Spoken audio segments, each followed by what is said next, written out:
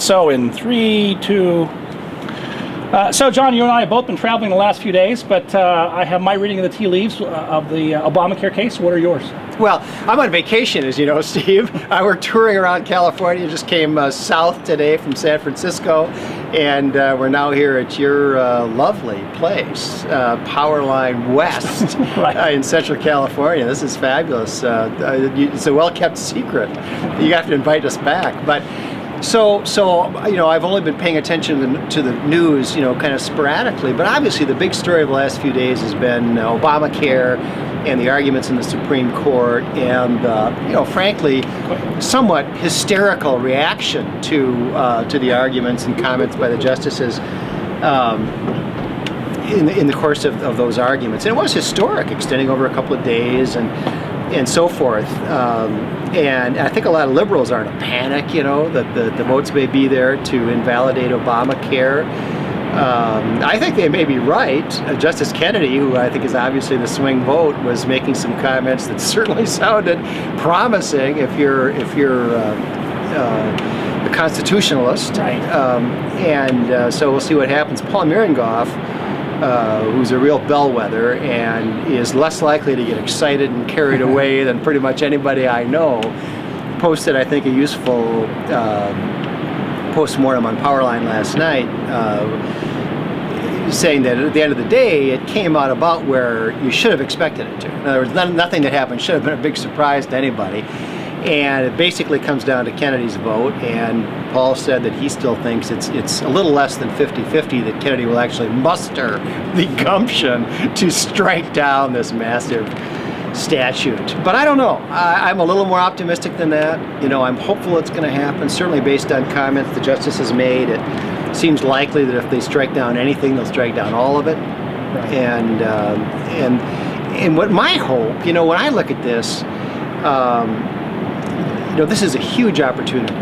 It's possible maybe that they could write an opinion or some set of opinions that would take a relatively narrow approach to this case and to the Commerce Clause and slice off a kind of a narrow decision. But I don't know. To me, that seems tough. I mean, there's such an opportunity for a ringing opinion, for a landmark decision, a Brown versus Board of Education kind of decision that really talks honestly about the Commerce Clause and what it says and doesn't say, and about the scope of federal powers, and instead of just paying lip service to the idea that the federal government is a limited government of enumerated powers, actually takes seriously and revitalizes the Constitution.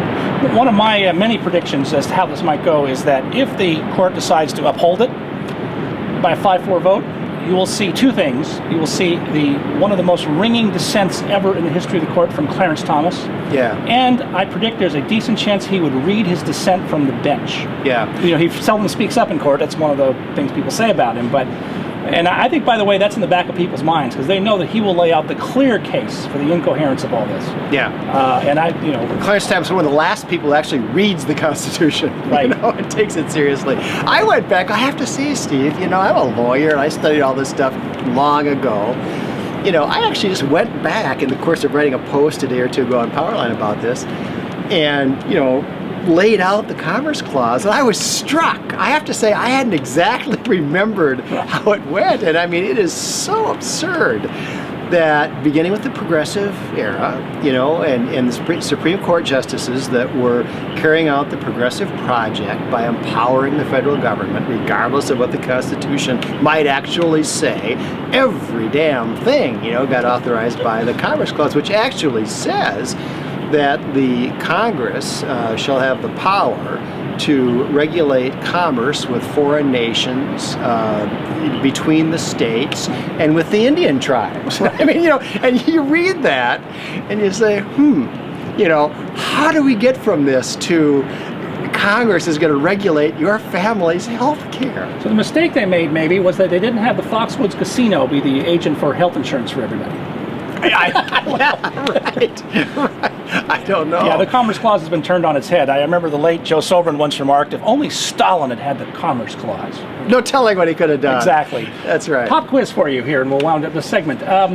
Who's the most egregious legal commentator, Jeffrey Toobin or Linda Greenhouse? Oh, Linda Greenhouse by far. I mean, Toobin is clueless and liberal, Right. but he's not a complete moron. Okay, Linda Greenhouse. I mean, it's just shameful. I gave a talk a few years ago to the 10th Circuit Judicial Conference. There are Powerline fans, by the way, who are judges on the 10th Circuit Court of Appeals, and they invited me to be one of the speakers at the Judicial Conference, where the judges of the circuit and a couple of Supreme Court justices and lawyers from the circuit who are, prominent in litigation there gather. This was at the Broadmoor in Colorado Springs. Wonderful event. And so I gave one of the talks, and I was talking about, I forget what the exact topic was, but Powerline was relevant to it. I was talking about lawyers and media in some fashion, and Linda Greenhouse and Sandra Day O'Connor were sitting behind a friend of mine whose name you would recognize, but I won't out him on this one. He was also a speaker. He's a very, very prominent journalist, and as I was talking, the two of them, Linda Greenhouse and Sandra Day O'Connor, were murmuring to each other back and forth very approvingly. They really liked my speech, when I was, in the early stages when I was talking more in kind of generalities. But then as I got deeper into it, then the noises from O'Connor and Greenhouse started to change and evolve, sort of like the Constitution. And by the time I was done, they hated me, but...